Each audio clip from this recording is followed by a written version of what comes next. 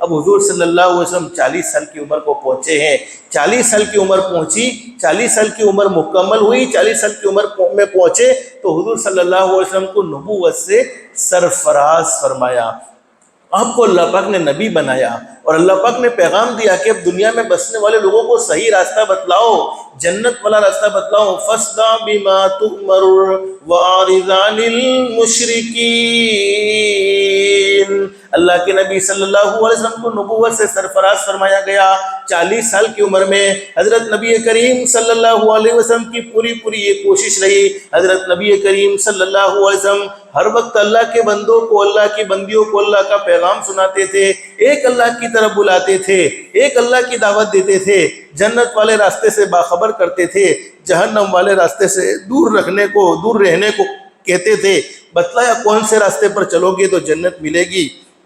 کون سے راستے پر چلو گے تو جہنم ملے گی۔ جن لوگوں نے حضور صلی اللہ علیہ وسلم کے پیغام کو مانا وہ کامیاب ہوئے، وہ جنتی ہوئے، جنہوں نے نہیں مانا وہ ناکام ہوئے، وہ جہنمی ہوئے۔ پھر حضور صلی اللہ علیہ وسلم کو طرح طرح کی تکلیفیں دی گئی، طرح طرح کی تکلیفوں سے آپ کو گزرنا پڑا، بلکہ حضور صلی اللہ علیہ وسلم فرماتے ہیں مجھے اتنا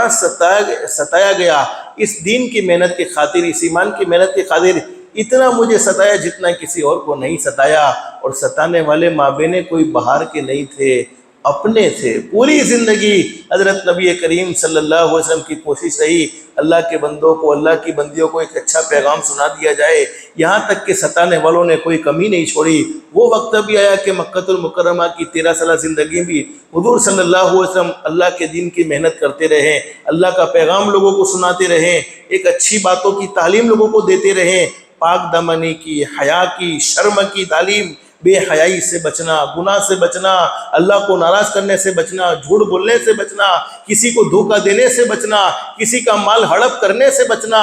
دشمنیوں میں زندگی گزارنے سے بچنا، اور ایک اچھی خوبصورت زندگی گزارنے کی تعلیم مکی 13 سالہ زندگی میں حضور صلی اللہ علیہ وسلم دیتے رہے۔ اسی درمیان میں طائف کا بھی واقعہ پیش آیا، اسی درمیان میں معراج کا بھی واقعہ پیش آیا۔ پھر وہ وقت آیا حضرت نبی کریم صلی اللہ علیہ وسلم کو اللہ پاک نے حکم دیا میرے محبوب اب مکے کو چھوڑو مدینے چلے جاؤ، اور مکے کو چھوڑو مدینے چلے جاؤ۔ میں اصل بتلانا یہ چاہتا ہوں ماں بہنوں، آپ اپنے معصوم بچوں کو سیرت کی کتابیں پڑھواؤ، آپ خود بھی پڑھو۔ ہمارے نبی صلی اللہ علیہ وسلم جب مکے میں دین کا کام کرتے تھے لوگوں نے ستانے میں کوئی کمی نہیں چھوڑی، لوگوں نے اللہ کے نبی صلی اللہ علیہ وسلم کو دکھی کرنے میں کوئی کمی نہیں چھوڑی، تو اللہ رب العالمین کی طرف سے بھی حضرت نبی کریم صلی اللہ علیہ وسلم کا ایک امتحان تھا۔ لیکن مکے والے پلاننگ کرتے ہیں، کیا پلاننگ کرتے ہیں؟ وَإِذْ يَمْكُرُ بِكَ الَّذِينَ كَفَرُوا لِيُثْبِتُوكَ أَوْ يَقْتُلُوكَ أَوْ يُخْرِجُوكَ وَيَمْكُرُونَ وَيَمْكُرُ اللَّهُ وَاللَّهُ خَيْرُ الْمَاكِرِينَ۔ یاد رکھو لوگوں، اگر ہم اچھے لوگوں کے بارے میں کیسی بھی پلاننگ کر لیں، انہیں گرانے کی کتنی بھی بڑی پلاننگیں کر لے، کتنی بھی بڑی زبردست تدابیر کے ساتھ،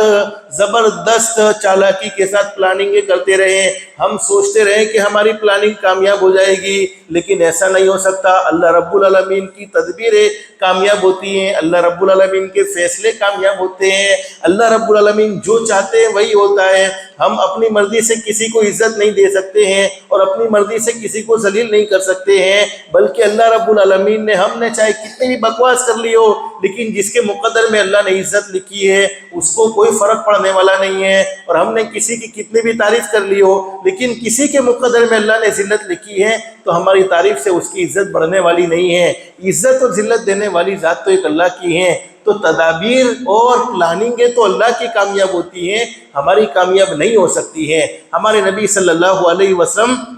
کے بارے میں پلاننگ ہو رہی ہے، کیا پلاننگ ہو گئی ہے؟ وَإِذْ يَمْكُرُ بِكَ الَّذِينَ كَفَرُوا لِيُثْبِتُوكَ، میرے محبوب کو قید کر دیا جائے۔ اللہ کے نبی کا کوئی جرم نہیں تھا، بس آپ زنا کاری سے روکتے تھے، آپ شراب پینے سے روکتے تھے، آپ غلط تعلقات بنانے سے روکتے تھے، آپ جھوٹ بولنے سے روکتے تھے، آپ لوگوں کو دھوکہ دینے سے روکتے تھے، آپ جہنم والی زندگی گزارنے سے روکتے تھے، آپ جنت والے اعمال کے داعی تھے۔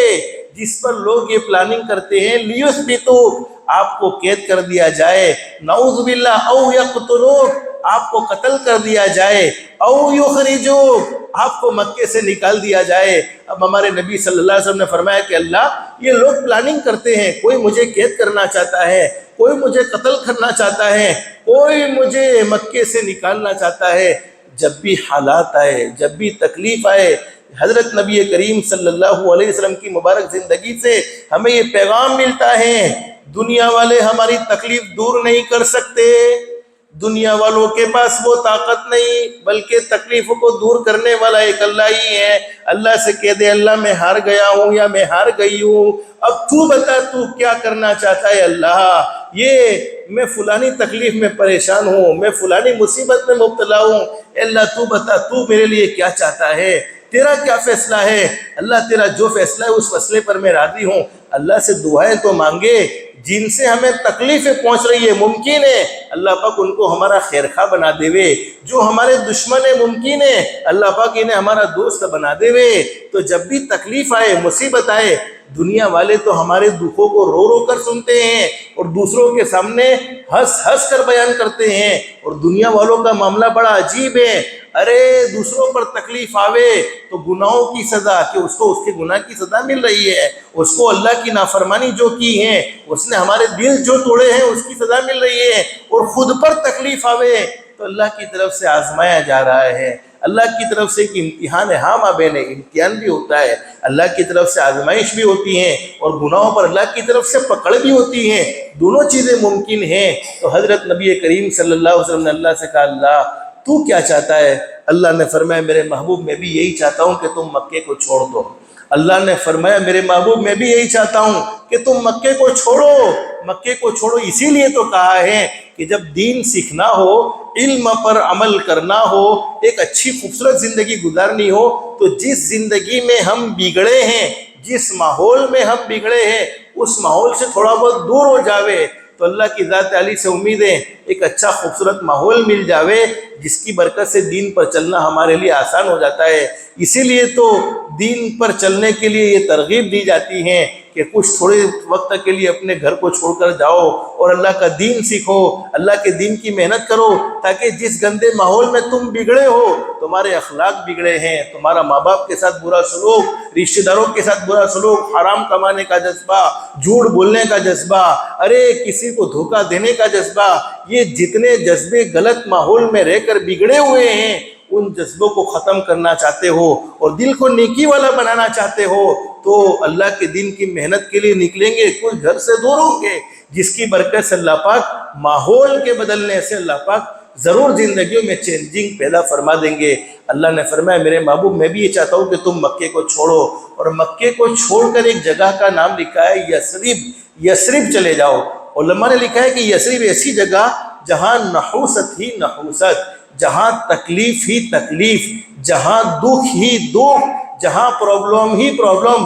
یعنی جہاں کوئی جاوے تو وہ بیمار ہو جاوے، وہ بیماری کا شکار ہو جاوے، پریشانی کا شکار ہو جاوے۔ جیسے بہت سی مرتبہ کہتے ہیں نا فلانے گھر میں تو تکلیف ہے، فلانے گھر میں نا نا نا نا نا نا، وہ اللہ کرنے دھرنے والی ذات ایک اللہ کی ہے۔ اگر گھر میں اللہ کا قرآن پڑھا جاوے، گھر میں نمازوں کا اہتمام ہو، گھر میں اللہ کے ذکر کا اہتمام ہو، تو اس گھر میں جنات و شیاطین ہو سکتے ہیں، پھر بھی وہ گھر چھوڑ کر بھاگنے پر مجبور ہو جاتے ہیں۔ اگر گھر میں منزل کی تلاوت کی جائے، سورہ بقرہ کی تلاوت کی جائے، تو وہ یثرب ایسی جگہ تھی جہاں نحوست ہی نحوست۔ اللہ کے نبی صلی اللہ علیہ وسلم نے فرمایا کہ اللہ وہ تو بیماری والی جگہ ہے، وہ تو نحوست والی جگہ ہے، میں وہاں کیسے جاؤں گا اللہ، میں بیمار ہو جاؤں گا۔ اللہ نے فرمایا میرے محبوب فکر کرنے کی ضرورت نہیں ہے، تم مکے کو چھوڑو، یثرب چلے جاؤ، تمہارا قدم اتنا مقدس ہے، تمہارا پاؤں مبارک اتنا مقدس ہے کہ تمہارا پاؤں یثرب کی زمین پر پڑے گا۔ اللہ فرماتے میری عزت کی قسم، میں اس زمین کا نام بھی بدل دوں گا